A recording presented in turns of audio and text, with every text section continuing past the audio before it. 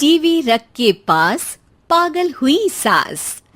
आजकल वर्मा जी की पत्नी देवकी जी केबल पर रियलिटी शोज देख देख कर बहुत कुछ सीख रही हैं। जैसे आज तो वो सुबह सुबह बेसुरे आलाप ले रही हैं।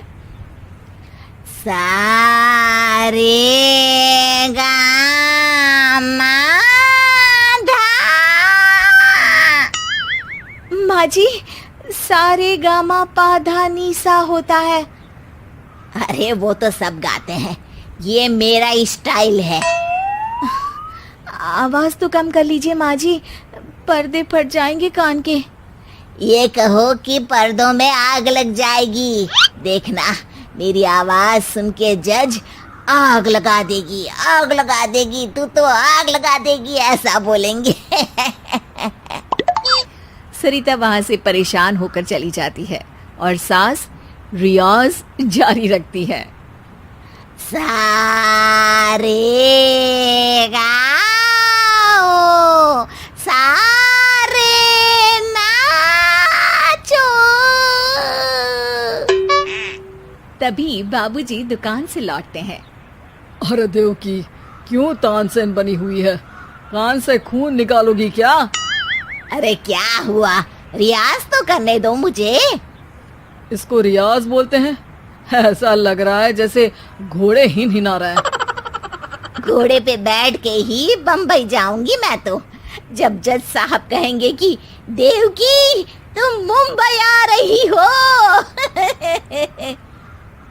जज साहब, वो अदालत वाले? अरे नहीं नहीं, बड़े लोग हैं, आप नहीं जानते हैं। ओ मैं तो छोड़ चली अपना ये देश, बम्बई मुझे प्यारा लगे। गाना गाती हुई देवकी चली जाती है और बाबूजी अपनी सरफिरी पत्नी के इस संगीत प्रेम की चर्चा करने बहू के पास चले जाते हैं। अरे सरिता बेटा, सुनो तो, ये तेरी सास को क्या हुआ है बेटा? सुबह तो अच्छा भला छोड़कर गया था इसे। सिंगर बनेगी अब वो। सिंगिंग रियलिटी शो में जाने की सुबह से तैयारियां चल रही हैं इनकी। हाँ, अब तो कोयल के सुर मेंढक छेड़ेगा। हे भगवान, सद्बुद्धि दो इसे। इधर बाबूजी भगवान को कहते हैं और उधर राधा रानी प्रकट हो जाती है, देवकी की मोहल्ले की सबसे पक्की दोस्त। क्यों री देवकी, काहे इतना गला फाड़ रही है?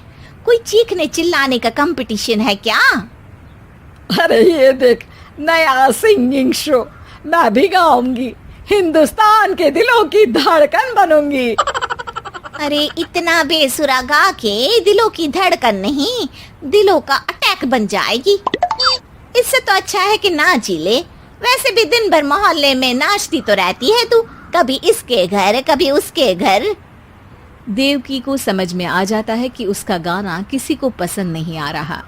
अगले दिन सरिता देखती है कि सास पैरों में घुंघरू बांध के नाच रही है। अरे माँ जी, क्या मंजुलिका बनी हुई है आज आप? अरे नाचने दे बहू, जब तक है जान जाने जहां मैं नाचूंगी। अरे माँ जी, अभी जान निकल जाएगी इतनी जोर से नाचेंगी तो। अरे अरे क्या कर रही हो? अरे दिख नहीं रहा, डांस कर रही हूँ। अरे जैसी तुम्हारी हरकत है, तुमको तो नागिन डांस करना चाहिए। वो भी करूंगी, भांगड़ा भी करूंगी। देखना, जज मुझे देख के स्टैंडिंग ओवेशन देंगे। हाँ, स्टैंडिंग ओवेशन तो देंगे ही, ताकि खड़े होकर वहां से भाग सके तुम्हारा डांस देखकर। अरे कुछ ढंग की चीज करो, ये रोज क्या नया शुरू कर देती हो? सास को लगता है कि उसका डांस का सीन भी बिगड़ गया। अब वो टीवी देख के कोई और कलाकारी ढूंढने लगती है। तभी उसे टीवी पर खतरों के खतरनाक खिलाड़ी शो दिखता है, जिसमें लोग अलग अलग स्टंट करते हैं। बस देवकी को नया काम मिल जाता है। अगले दिन सुबह देवकी डंबल लेकर कसरत करने लगती है। माँ जी, ये क्या कर रहे हैं आप? अरे खरी जैसे बनकर खलबली मचा दूंगी। कल मैंने खतरों के खतरनाक खिलाड़ी देखा, और सोच लिया कि मुझे वही जाना है। हाँ बस। तभी वहाँ बाबूजी भी आ जाते हैं। अरे इतना भारी डंबल, अरे गिर मत जाना कहीं लेकर।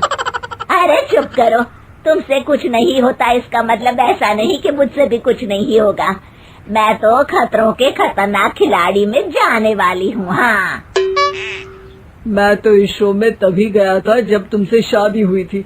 तुमसे शादी करना भी खतरों के खतरनाक खिलाड़ी में जाने से कम थोड़ी ना। अब चुप भी रहिए। अरे बहू, वो भारी वाला डंबल उठा कर ला तो। अरे नाना माँ जी, आप संभाल नहीं पाओगी। अरे मैंने टीवी में देखा था, एक आदमी कार उठा लेता है, इतना तो मैं उठा ही सकती हूँ ना।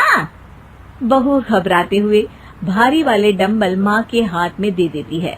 जैसे ही माँ दोनों हाथ ऊपर करती है, पूरे शरीर का बैलेंस बिगड़ जाता है और वो पीछे की तरफ गिर जाती है। डंबल जाकर टीवी में लगता है और टीवी फूट जाती है। माँ जी, उठिए माँ जी। बाबूजी बहुत तेज हंसने लगते हैं। बाबा बाबा, टीवी और बीवी दो टेंशन थे मेरे, आज एक कम हो ही गया।